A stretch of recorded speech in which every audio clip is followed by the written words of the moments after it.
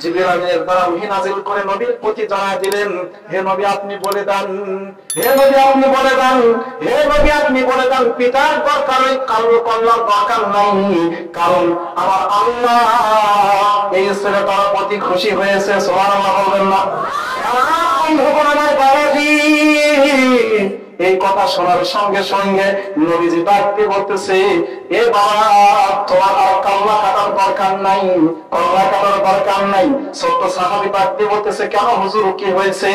আমি আমার পিতার গর্দানটা শেষ করে দিব, কারণ আমি আমার জীবনের চাইতেও, আমার পিতার জীবনের চাইতেও, মাতার জীবনের চাইতেও আমি আপনি নবীকে সবচাইতে বেশি ভালোবাসি। আপনি নবীর জন্য আমি জিহাদের ময়দানে যাইতে পারি, আপনি নবীর জন্য আমি সমস্ত কিছু করতে পারি, সে হোক না আমার পিতা, সে হোক না যত কিছুই আমার দরকার নাই। এবার আল্লাহ তাআলা ডাকতে বলতেছে, হে নবী আপনি বলেন যে কথাটা এই মুহূর্তে বলেছে ছোট্ট ছেলেটা আরো একবার বলুক, কারণ আমার আরশে আযম পর্যন্ত কম্পন সৃষ্টি হয়ে গেছে। আর ভাই আমার বন্ধুগণ, এইবার ছোট্ট সাহাবী বড় সাহাবীকে ডাক দিয়ে বলতেছে, সাহাবী তুমি এটা কি বললা আর একবার বলো তো। বলে কার? এবার ছোট্ট সাহাবী ডাক দিয়ে বলতেছে, কেন নবীজি আমার কথায় কি কোনো ভুল আছে নাকি? আমি কি কোনো ভুল বলেছি নাকি? আমার কথায় কোনো ভুল হয়েছে? নবীজি ডাক দিয়ে বলতেছে, না ও সাহাবী তোমার কথায় কোনো ভুল হয় নাই, তুমি এমন কথা বলেছো সাহাবী যে কথা শোনার কারণে আমার আল্লাহর আরশে আযম পর্যন্ত কম্পন হয়ে গেছে। ছোট্ট সাহাবী আমার ডাক দিয়ে বলতেছে, নবীজি আমি আপনাকে ভালোবাসি, আমার পিতার চাইতে, মাতার চাইতে, সব চাইতে আমি আপনাকে ভালোবাসি। নবীজি ডাক দিয়ে বলতেছে, বাবা তোমার বাবার কল্যাণ প্রয়োজন নাই, কারণ তুমি যখন বলেছো তুমি তোমার পিতার চাইতে আমাকে বেশি ভালোবাসো, তোমার মাতার চাইতে বেশি ভালোবাসো, তোমার ইভেন তোমার জীবনের চাইতে আমি নবীকে বেশি ভালোবাসো, সঙ্গে সঙ্গে আমার আল্লাহ বলে দিয়েছেন ওর পিতার কল্যাণ কোনো দরকার নাই, কারণ তুমি যখন আমাকে বেশি ভালোবাসার কথা বলছো সঙ্গে সঙ্গে কল্যাণ দরকার নাই বলেছেন আমার আল্লাহ। জোরে বলেন সুবহানাল্লাহ।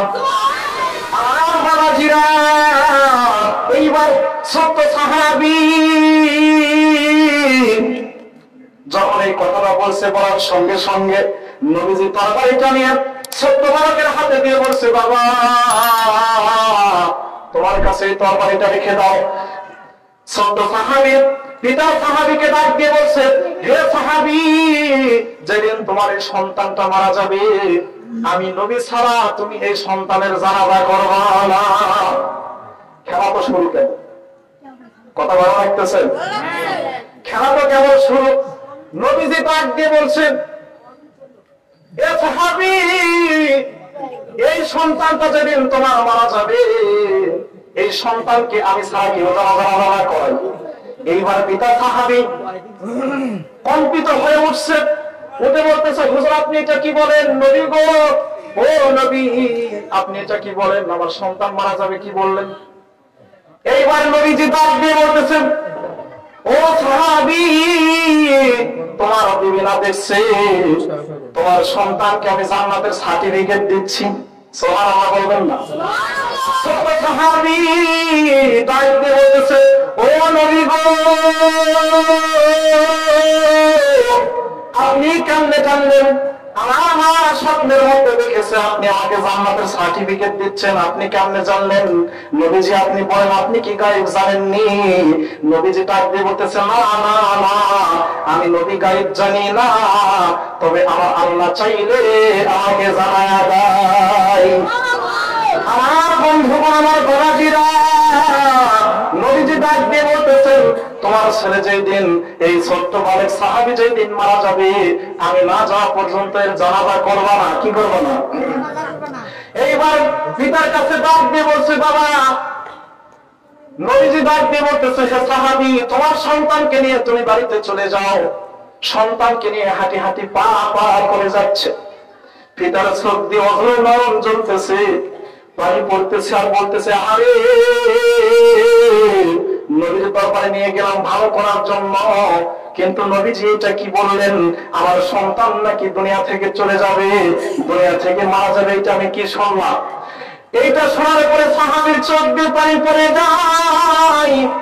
ও মুসলমান ভাইরা রে আমার, দিলটা একটু নরম করে দেন, চোখে এক ফোঁটা অশ্রু নিয়ে আসতে পারেন নাকি? দেখেন বন্ধুরে, এত সাহাবী এত নবীর প্রতি আশেক ছিল।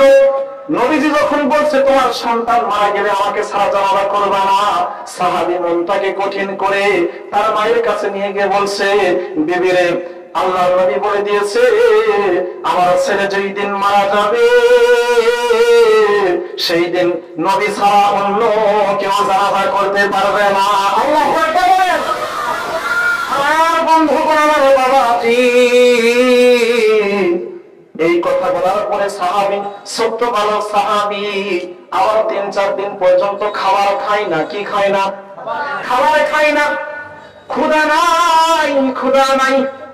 সাহাবী মনে মনে চিন্তা করতেছে, নবীর চেহারা মুখের সামনে ভাসে, শুইতে গেলেও নবীর চেহারা মুখের সামনে ভাসে, বসতে গেলেও নবীর চেহারা মুখের সামনে ভাসে, নামাজ পড়তে গেলেও নবীর চেহারা মুখের সামনে ভাসে। এই কথা চিন্তা করতে করতে 3-4 দিন যাবৎ খাওয়া খাই নাই।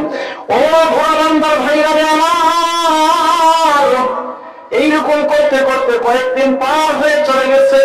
যাওয়ার সঙ্গে সঙ্গে সাহাবী, ছোট্ট সাহাবীর অসুস্থ হয়ে পড়েছে, জ্বর আসছে শরীরের মধ্যে। কি আসছে? কথা বলেন। এমন জ্বর আসছে, মা মাথার মধ্যে পানি দেয়া দেয়, বাবা এত ওষুধ এত পানি দেয়া দেয়, গাছের ওষুধ খায়, তারপরে জ্বর ভালো হয় না। বাবা দিলটা একটু নরম করে দেন, দিলটা একটু নরম করে দেন, চোখে একটু পানি নিয়ে আসার চেষ্টা করেন বাবা। ও বাবা, যদি কান্না না আসে বাবা, কান্নার ভান ধরে থাকেন, কান্নার ভান ধরে থাকার কারণে হইতে পারে আমার আল্লাহ এই মাহফিলের ওসিলা করে কান্নার ভান করার কারণে আপনার আমার জীবনের সমস্ত গুনাহগুলো মাফ করে দিতে পারে। কি বলে না? কথা বলেন। আমার ভাইরা, আমার বন্ধুগণ, কোনদিকে কোনো কান্নাই, কোনদিকে কোনো নজর নাই রে বাবা। সাহাবীর জ্বর আসছে। কি আসছে? ছোট্ট সাহাবীর জ্বর আসছে। সাহাবীকে ওষুধ পানি দেয়, মাথায় পানি দেয়, তারপরে ভালো হয় না। বন্ধুগণ, আমার ভাই যে অসুস্থতা দান করছে, আল্লাহ তাআলা বলছে কোন ফায়া কোন, আল্লাহ যদি চায় পারে কি পারে না? কথা বলেন। আল্লাহ চাইছে, সাহাবী অসুস্থ হয়ে গেছে, ওয়াজ শুনবেন আপনার কি শুনবেন না? আপনাকে চলবে কি চলবে না? আমার বন্ধুগণ, মুসলমান ভাইরা আমার, ছোট্ট সাহাবীর জ্বর আসছে। এখান থেকে আমি কথাগুলো রাখলাম, পয়েন্ট মনে রাখবেন। কি মনে রাখবেন? পয়েন্ট মনে রাখবেন। কারণ বর্তমানে নারীদের জন্য কিছু বলার দরকার, কারণ এই যুগের মা বোনেরাই হচ্ছে বর্তমানে বারবার সরকার। কথা বলেন ঠিক কিনা? মা বোনদের জন্য কিছু বলা দরকার, কারণ মা বোনরাই হচ্ছে বর্তমানে দেশের সরকার। কথা বলেন ঠিক কিনা? মা বোনদের জন্য, নারীদের জন্য কথা বলা কর্মানি শুরু, কারণ নারীরাই হচ্ছে দেশের বর্তমানে গুরু। কথা বলেন ঠিক কিনা? এই যে কিছুদিন আগে দেখবেন বেহায়া দিবস গেছে কি যায় নাই? যায় নাই? আমাদের দিকে মনে যায় নাই। যেই দিন বেহায়া দিবস যায়, ওই দিন কত মা, কত বোনের ইজ্জত নষ্ট হয়েছে। কথা বলেন ঠিক কিনা? আমার মা বোনরা আছে, তাদের জন্য 4টি আমলের কথা আমি বলবো। মা গো, বোন গো, যদি এই 4টি আমল আপনারা মানতে পারেন, তাহলে আল্লাহ রাসূল সাল্লাল্লাহু আলাইহি ওয়াসাল্লাম বলেছেন, ফালতাদখুল মিন আইয়ি আওয়াবিল জান্নাতি শাআত। আল্লাহ রাসূল সাল্লাল্লাহু আলাইহি ওয়াসাল্লাম আজ থেকে 1000 বছর আগে হাদিসের বাণীতে বলে গেছে, এই 4টি আমল যদি কোনো মহিলা মানতে পারে, তাহলে জান্নাতের 8টি দরজার যে কোনো দরজা দিয়ে ঢুকতে পারবে। সুবহানাল্লাহ। কথাগুলো গভীর মনোযোগ দিয়ে বলার চেষ্টা করবেন, আরো বেশি লম্বা নয়, আরো বেশি লম্বা নয়। আল্লাহ নবীর একজন সাহাবী ছিল, নাম ছিল দাহিয়া। কি নাম? কথা বলেন। নাম ছিল দাহিয়া। দাহিয়ার 12বার 2টা কন্যা সন্তান হয়েছে। আইয়ামে জাহিলিয়াতের যুগে সাহাবী দাহিয়া তখনও পর্যন্ত ইসলাম ধর্ম গ্রহণ করে নাই। বিবিকে বলছে, বিবি রে, 2টি কন্যা সন্তানকে মেরে ফেলেছে, লবণ খাওয়ায়া। এরপরে বিবির গর্ভে আর সন্তান দাহিয়া ডাকতে বলতেছে, বিবি আমি তো ব্যবসার জন্য বাহিরে যাব, আমার এইবার যদি কন্যা সন্তান হয় তাহলে সন্তানকে লবণ খাওয়া মেরে ফেলবা, বিষ খাওয়া মেরে ফেলবা। এই কথা বলে দাহিয়া ব্যবসার জন্য রওনা দিয়েছে। যখন দাহিয়া রওনা দিয়েছে তখন বিবির বয়স ছিল 8 মাস, আর কয়েকদিন পরে 2 মাস পরে বাচ্চা গর্ভ থেকে ভালো হয়ে দুনিয়ার চলে আসবে। আমার বন্ধুগণ, আমার বাবাজি,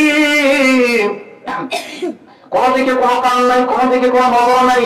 আমি কিন্তু সত্য সাহাবীর একটা পয়েন্ট রেখে দিয়েছি, কি দেয় নাই? মুসলমান বন্ধুরে, এইবার দাহিয়া ব্যবসার জন্য চলে গেলেন। ওই তৎকালীন সময়ে ব্যবসার জন্য যখন মানুষরা যাইতেন, অনেকদিন পর পর 2 মাস, 4 মাস, 5 মাস, 1 বছর, 2 বছর, 7 বছর, 8 বছর পর পরেও ফিরতেন।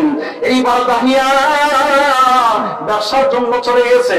ব্যবসার জন্য চলে যাওয়ার পরে 7 থেকে 8 বছর পরে তার বাড়িতে ফিরছে।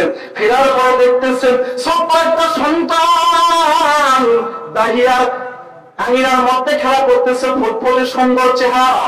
এইবার দাহিয়ার বিবিকে ডাক দিয়ে বলতেছে, বিবি রে এইটাকে এইটাকে। এইবার বিবি ডাক দিয়ে বলতেছে, ও প্রাণের স্বামী, এইটা হচ্ছে আমাদের কন্যা সন্তান, দেখতে আপনার মতো চেহারা হয়েছে, এজন্য আমি তার নাম রাখছি জামিলা। মুসলমান বন্ধুগণ, দাহিয়া ডাক দিয়ে বলতেছে, আমি না তোমাকে বলছিলাম কন্যা সন্তান হইলে আবার মেরে ফেলবা, তুমি এখনো তাকে মারা নাই কেন, কারণ কি? এইবার বিবি ডাক দিয়ে বলতেছে, ও প্রাণের স্বামী, দেখতে আপনার মতো এত সুন্দর হয়েছে যে জন্য আমি তাকে মারতে পারি নাই, তার চেহারাটা এত সুন্দর হয়েছে যে জন্য আমি তার নাম রাখছি জামিলা। জামিলা শব্দের অর্থ কি? সুন্দর। জামিলা শব্দের অর্থ সুন্দর। দাহিয়া ডাক দিয়ে বলতেছে, বিবি আমি তোমাকে বলেছিলাম তুমি কন্যা সন্তান হলে মেরে ফেলবা, যাই হোক তুমি যখন মানো নাই, চলো চলো আমরা ঘরের দিকে রওনা দেই। ঘরের দিকে রওনা দেওয়ার পরে দাহিয়া কখনো পর্যন্ত কি করে নাই, ইসলাম ধর্ম গ্রহণ করে নাই। দাহিয়া যখনই ঘরে শুইতে যাইতেছে, আইয়ামে জাহালিয়াতের যুগের ওই প্রচলনটা দাহিয়ার কাছে পছন্দ ছিল না। ও বাবার মা, ও বন্যারে কেন নামাজ পড়বেন না, কেন রোজা করবেন না রে মা? আপনাদের তো আইয়ামে জাহেলিয়াতের যুগে কোনো দামই ছিল না, কথা বলেন ঠিক কিনা? ও মুসলমান বন্ধু, এইবার দাহিয়া রাত্রিবেলায় শুইতে গেছে। শোয়ার পর মনে মনে ভাবতেছে কন্যা সন্তানকে কেমন করে মারা যায়। পরদিন সকালবেলা দাহিয়া বিবিকে ডাক দিয়ে বলতেছে, বিবি রে আমাদের যখন কন্যা সন্তান হয়েছে